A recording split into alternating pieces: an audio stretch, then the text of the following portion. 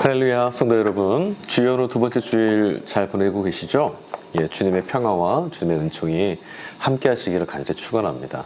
사람으로는 할 수 없는 것을 하나님은 하실 수 있고, 그 하나님이 바로 지금 여기 저와 여러분의 삶 가운데, 이 깨어진 세상 가운데서 구원의 역사로 함께하고 계시다는 것을 믿는 그 믿음으로 여러분 넉넉히 살아가실 수 있기를 간절히 바랍니다.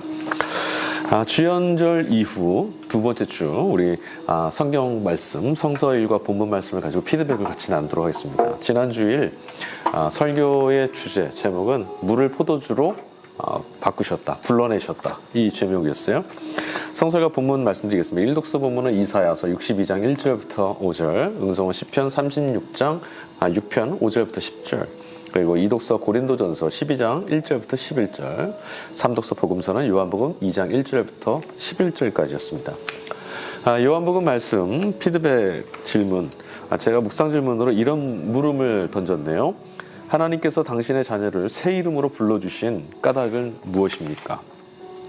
네, 이사야서 62장에 보면요, 하나님께서 이스라엘을 부르시는 또 다른 호칭이 나오죠. 그 전주 주연후 첫 번째 주 말씀에서 예레미야서에서 하나님께서 이스라엘을 향해서 부르셨던, 그러니까 이스라엘이라 부르지 않고 그들의 이름 야곱이라 부르셨던 그 호칭이 있었어요. 그런데 이번 주중에는 이사야서 말씀에서는요, 다른 이름을 부르셨어요. 무엇이냐, 바로 헵시바 뷸라라고 해서 나의 사랑하는 자, 신부된 자라고 하는 그 호칭으로 부르셨어요. 다시 말씀드리면 하나님께서 신부 삼으신 자라는 거죠. 이스라엘을 바로 그런 자로 불러내셨답니다. 그럼 여러분, 하나님께서 왜 이런 새로운 이름을 당신의 자녀인 이스라엘 백성들에게 허락하셨을까요? 그 목적은요, 이사야서 말씀 안에도 나와 있지만 버림받고 수치를 당하고 모욕당했던 이스라엘을 하나님께서 그 모욕과 수치로부터 건져내시려고 하나님 당신의 가장 소중하고 존귀하고 고귀한 자라고 하는 하나님의 구원에 힘입어야 될 자라는 것을 입증해내시고 그들에게 새로운 신분을 주시기 위해서 이름을 주신 거죠. 그러니까 찬밥대기였고 소박대기 같았던 이스라엘이 이제 하나님께서 신부로, 당신의 신부로 불러주심으로 전능하신 하나님의 아내가 될 수 있는 그런 존재가 되었다라는 거예요. 자, 고린도전서 서신서 말씀, 고린도 12장 말씀이었는데요. 제가 묵상 질문으로 이렇게 질문을 던졌어요. 하나님께서 당신만이 주실 수 있는 은사, 그 은사를 믿음의 자녀들에게 나누어 주신 까닭은 무엇입니까? 이사야서 말씀하고 같은 어떤 좀 계열의 질문을 제가 드린 것 같아요. 하나님께서 은사를 교회에 부어주셨어요. 우리 지난주 말씀에서 나눴지만 성령께서 임하셔서 각종 은사를 부어주셨는데 그것이 오히려 화근이 되어서 고린도 교회의 갈등과 분열이 일어났었다고 말씀드렸어요. 맞습니다, 여러분. 하나님이 주시는 그 고귀하고 아름답고 존귀한 것들도 우리는 그것을 해악으로 또 상처를 내고 아프게 하고 분열하고 갈등하게 하는 악의 도구로 사용할 수도 있는 존재라는 거예요. 여러분, 이 사실도 우리가 꼭 기억해야겠어요. 자, 그런데도 불구하고 하나님께서 이 은사를 교회에 부어주신 이유는 무엇일까요? 그리스도의 몸이 되고 예수 그리스도의 거룩한 신부로 부름을 받은 이 교회 위에 성령의 충만한 은사, 제가 지난주 설교에서는 하나님께서 마치 당신의 신부로 부르신 이 교회, 신부로 부르신 당신의 백성들에게 정말 고귀한 예물, 그 지참금, 그러니까 이 신부다, 나의 신부다라는 것을 입증할 수 있는 표징으로 주신 선물이 바로 성령이었다, 그 은사 같다, 이렇게 말씀드린 것 같아요.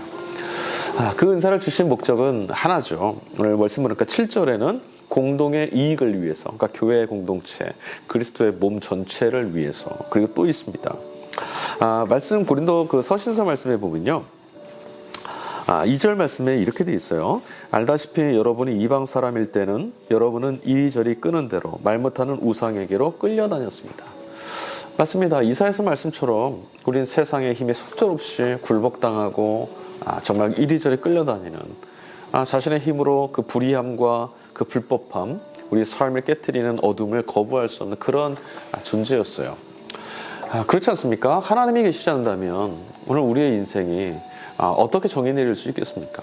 내 뜻으로 사는 것 같지만 결국은 선택을 강요받고 내가 원하지 않는 일들이 삶에 불쑥불쑥 찾아오는 고통과 아픔을 정말 지나야 되지 않습니까?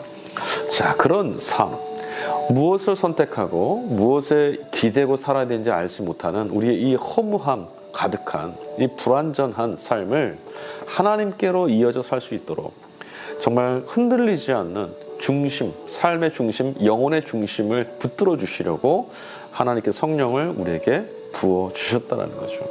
성령이 임하심으로 이제 의제들이 흔들리지 않는다라는 거예요. 즉 올곧은 진리의 말씀, 생명이신 하나님을 향해서 바른 눈과 시야를 가지고 깨달음을 갖고 살아갈 수 있게 된다라는 겁니다. 기만당하지 않을 수 있다라는 거예요. 자, 하나님은 우리가 정말 고통과 상처와 아픔, 세상의 시름에 포로된 자처럼 노예처럼 사는 걸 원치 않으세요. 구원받은 백성, 해방의 자녀들, 정말 자유인으로 살기를 원하시는 거예요. 그래서 성령을 부으신 거예요. 성령은 우리 안에서 분별하게 하시고 깨닫게 하셔서 하나님이 기뻐하시는 생명, 마땅한 삶의 걸음으로 나갈 수 있도록 인도해 주시는 분이죠. 바로 그 일을 위해서 하나님께서 성령을, 은사를 우리에게 부어주셨다는 거예요. 자, 요한복음 복음서 말씀입니다. 복음서 말씀에서 제가 묵상 질문을 드린 것은 예수께서 이적을 베푸신 이후에 혼인잔치가 어떻게 되었느냐라는 거였어요. 여러분, 지난주 설교 말씀 전체의 핵심적인 어떤 분위기나 주제어 여러분 생각해 보실 수 있겠어요? 기쁨이었습니다.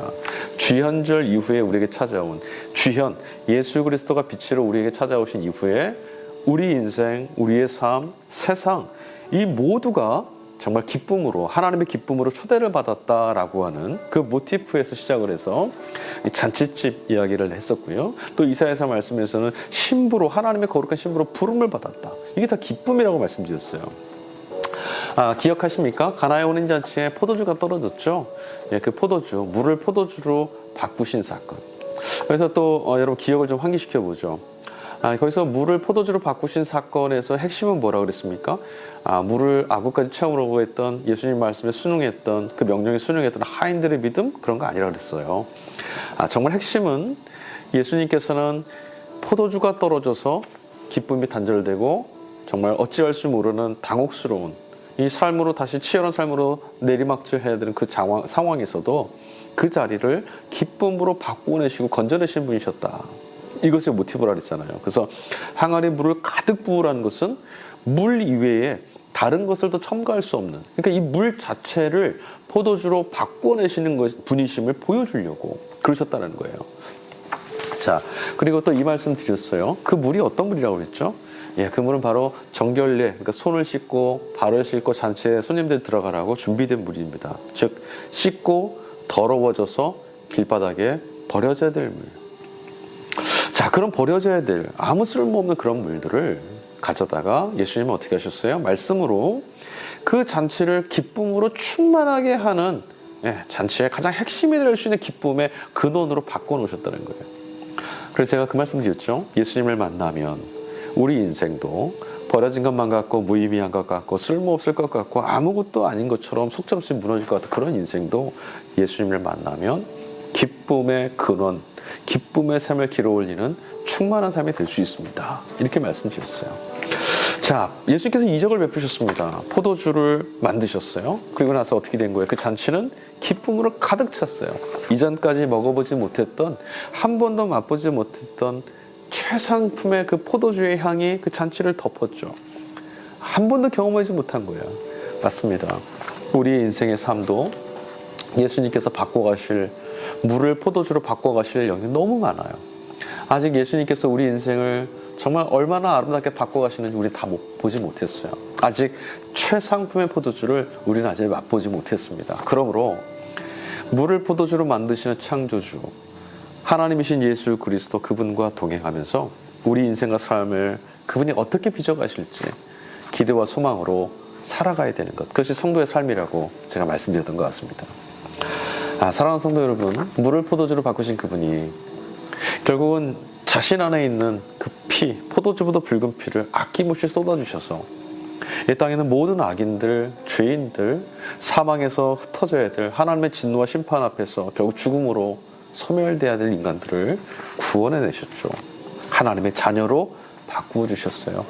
물이 포도주 되는 역사보다 더 귀한 역사가 우리 안에 나타났습니다. 이미 그 일이 이루어졌습니다. 이미 우리는 하나님의 축제와 하나님의 구원하신 기쁨을 누리고 살고 있는 거죠. 그러니 이 기쁨을 잃지 마시고 물을 포도주 되게 하신 예수님께서 이미 내 삶을 하나님의 자녀로, 원수되었던 나를 하나님의 자녀로 바꾸셨다. 나를 그렇게 불러내어 주셨다. 하나님의 거룩한 신부로 삼아 주셨다. 이 기쁨을 잃지 마시고 꼭 기억해내셔서 어떤 상황에 있을지라도 버려질 정말 구정물 같은 그런 상황, 그런 삶의 모습 가운데 내동댕이 쳐져 있을지라도 포도주로 바꿔내실 예수님을 바라보시면서 소망의 길, 믿음의 걸음 걸어가실 수 있기를 간절히 소망합니다. 감사합니다. 이제 주연줄 3주 말씀을 가지고 다시 뵙도록 하겠습니다. 늘 주 안에서 평안하십시오. 샬롬.